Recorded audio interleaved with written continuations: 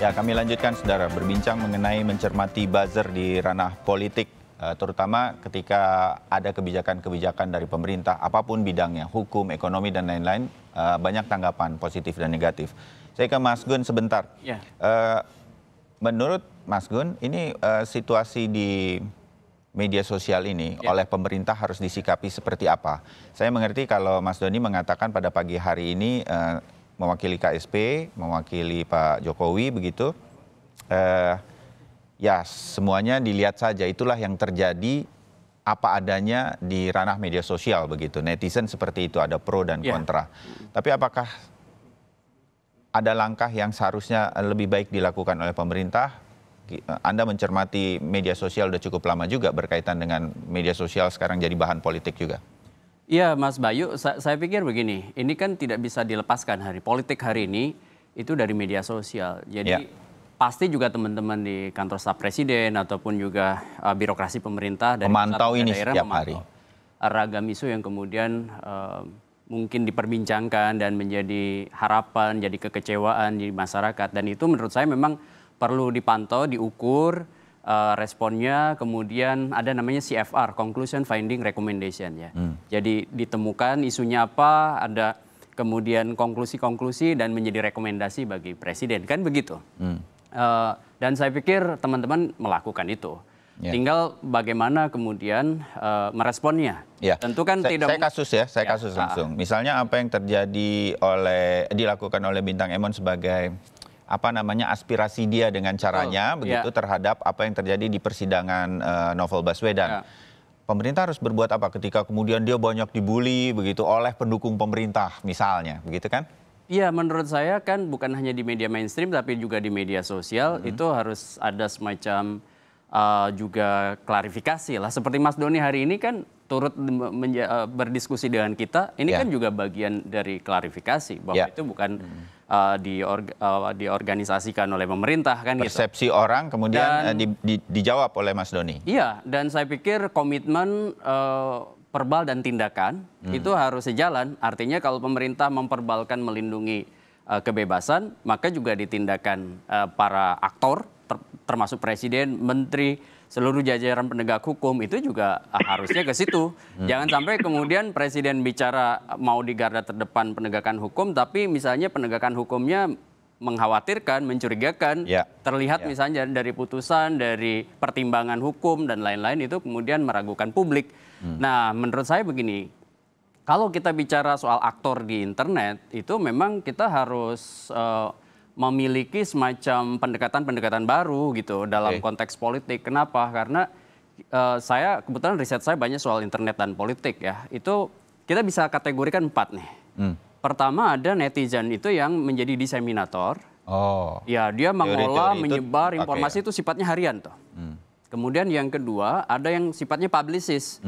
Yang kemudian dia mengkonstruksi citra seseorang, terus mengkonstruksi citra seseorang, misalnya di pilkada, di pilpres yang sifatnya itu untuk mempopulerkan dan mainnya adalah di citra. Kemudian yang ketiga ada namanya propagandis. Dia teknik-teknik standar propaganda seperti name calling, memberi label buruk, glittering generalities, memberi label positif gitu. Seperti misalnya cebong kampret, itu kan bagian dari itu. Jadi yang di dunia nyata name calling tuh. Ya, di dunia nyata ini, di dunia maya juga terjadi begitu. Pasti Mas. Dan menurut saya pendekatan itu juga tidak bisa ditinggalkan. Artinya memang telaah terhadap diskursus publik itu juga harus masuk dari memang realitas itu gitu. Kemudian yang terakhir misalnya, ini yang harus hati-hati penegak hukum juga jangan kemudian partisan ke salah satu, misalnya yang disebut dengan hacktivis nih, yang misalnya nge-hack akun orang, yang kemudian menjadikan akun orang sebagai sasaran untuk kejahatan. Itu menurut saya perlu juga kemudian bukan hanya turut prihatin, memberi respon yang normatif, tetapi harus menggerakkan juga polisi untuk kemudian memastikan bahwa hacktivis ini kalau kemudian sudah mulai masif kan mengganggu demokrasi kan. Catatan yang nanti saya lempar ke Mas Doni. Tapi sebelumnya saya ke Aryo. Kalau di media sosial sendiri, akun-akun yang Anda lihat, Politika lihat begitu ya, kalau kemudian memberi respon terhadap apa yang terjadi di dunia maya, di medsos begitu, itu harus dilakukan atau seperti apa lakukannya? Karena kalau Donald Trump misalnya di Amerika responsif segala macam dia kemudian keluarkan sendiri juga nggak bagus begitu. Jadi yang mana yang pas? Kalau boleh melihat situasi di Indonesia, Aryo. Jadi sebenarnya begini Mas, gunanya sosial media ini kan memang kita untuk berkomunikasi ya. Dalam artian harapan masyarakat adalah atau netizen kalau punya sosial media ya bisa di-read melalui sosial media ya, kita bisa berkomunikasi dua arah. Nah ini yang kami lihat bahwa terkadang ini dari sisi pemerintah juga cukup lambat untuk memberikan respon ya. Jadi keburu yang namanya berita-berita yang sebenarnya itu tidak benar, karena di sosial media ini tipenya sangat cepat gitu ya. Keburu menjadi pembenaran. Nah ini yang saya rasa juga kita harus mengambil contoh dari Bintang Emon ya. Pada saat dia disampaikan bahwa dia adalah pengguna narkoba, tidak lama kemudian dia langsung memberikan hasil narkobanya dia. Dipublikasikanlah dia di sosial media. Jadi kan ini sebenarnya cepat memang Mas, harus cepat mematahkan isu-isu yang beredar. Nah kalau kita lihat karakter di Indonesia ini most likely dia bisa dibilang mirip dengan kebanyakan di dunia lainnya ya. Seperti ya tadi kalau Mas Bayu menganggap dengan Donald Trump ya. Sebenarnya kalau kita lihat Donald Trump ini kan memang melakukan tweeting ini kan hampir bisa dibilang sangat reaktif gitu ya.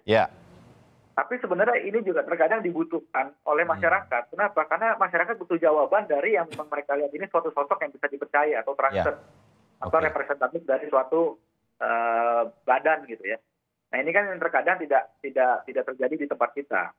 Bahwa ini banyaknya tadi dibilang Mas Gun-Gun, ini dilakukan banyaknya oleh buzzer-buzzer yang cenderung adalah diseminasi dan melakukan pencitraan. Ya, andai kata para buzzer itu adalah para pelakunya langsung, justru akan berdampak positif, begitu menurut Aryo ya? Iya, apabila kayak misalnya menterinya langsung, bahkan kalau perlu presiden sendiri yang langsung menjawab. Betul, jadi maksud saya begini, Twitter ini kan memang media yang dinamis ya Mas ya. Kita bisa lihat Twitter, sosial media is on your hand gitu loh. Baik, dimanapun Anda berada, kita bisa meread media ini kan. Harapannya adalah, betul kayak tadi Mas Bayu bilang, menterinya mungkin bisa menjawab gitu ya. Ataukah memang dari sisi Pak Jokowi juga mungkin bisa memisahkan kayak kemarin beberapa hal kan dinetralisir oleh anak-anak beliau yang menjawabnya dengan cair gitu ya. Nah, sebenarnya hal-hal seperti ini yang memang harus dibiasakan atau dibudidayakan di kita juga Mas. Jangan sampai catatan menarik nih. Jangan sampai netizen ini ya merasa bahwa mereka ada yang kayak kemarin lah, ada yang melemparkan isu negatif, dimakan oleh orang banyak gitu ya, jadi viral, tidak ada klarifikasi apapun. Nah ini saya rasa ini yang berbahaya. Kenapa? Karena Indonesia saat ini memasuki masa waktu musim politik lagi. Kita akan menghadapi pilkada serentak ke depan ini kan. Sebentar lagi ya. Desember ini pilkada serentak. Lalu ini juga saya rasa ini masyarakat juga perlu dan pemerintah juga perlu menjaga kondisivitas di dalam sosial media, Mas. Baik, masukan-masukan menarik nih. Terima kasih ya Aryo sama Mas Gun. Saya lempar ke Mas Doni. Mas Doni, ini masukan-masukan menarik dari pagi hari ini dari Mas Gun dan juga Aryo. Gimana? Ya, jadi sekali lagi pemerintah sangat menghormati, menghargai kebebasan berekspresi di sosial media. Ya sejauh memang tidak ada batasan yang dilanggar. Ya misalnya kemudian itu tidak menjadi ujaran kebencian misalnya, fitnah secara baik, ya, hoax dan lain sebagainya. Selama itu disampaikan ya dengan data-data yang benar, dengan fakta-fakta yang akurat, begitu bisa bertanggungjawabkan. Ya itu saya kira masukan ya buat pemerintah, masukan buat penyelenggaraan kekuasaan untuk bisa memperbaiki kinerjanya. Jadi sekali lagi ya media sosial saya kira menjadi ajang memang sekarang pertarungan politik apalagi menjelang pilkada, dan pemerintah berharap supaya setiap ada konflik ya itu bisa terselesaikan dan tidak memanas, karena kita sudah bukan lagi 2019 begitu. Era kristalisasi politik itu sebenarnya sudah selesai. Ya, masukan misalnya kalau langsung Pak Presiden dalam sebuah kasus misalnya langsung kemudian memberikan jawaban-jawaban. Nah hal ini bisa terjadi nggak? Bisa disampaikan nggak dari KSP, Mas Don, untuk Pak Jokowi? Ya saja dipilah-pilah, Mas Bayu, mana yang dijawab, mana yang tidak begitu, ya, mana yang diserahkan saja kepada pembantu-pembantunya. Dan juru bicara presiden itu saja. Jadi saya kira tidak semua akan dijawab sendiri ya oleh presiden, ya mana yang memang sangat penting dan urgent itu pasti presiden akan merespon begitu, Mas Bayu. Baik ya, walaupun catatannya tadi dari Mas Gun dan juga Aryo penting juga kalau kemudian presiden berada langsung di dunia maya karena itu akan mengklarifikasi banyak hal. Tapi waktu kita terbatas, mudah-mudahan kita bisa sambung lagi dengan situasi-situasi menarik menjelang pilkada nanti. Terima kasih Mas Doni Garal Adian. Terima kasih juga Aryo untuk hadir dari Politika Wave dan juga Mas Gun yang hadir di studio. Mas Bayu. Ya, mudah-mudahan menjadikan wawasan kita bagaimana kemudian kita harus bersosial media di kemudian hari dari kasus-kasus yang terjadi dan wawasan dari obrolan kita pagi hari ini di Sapa Indonesia.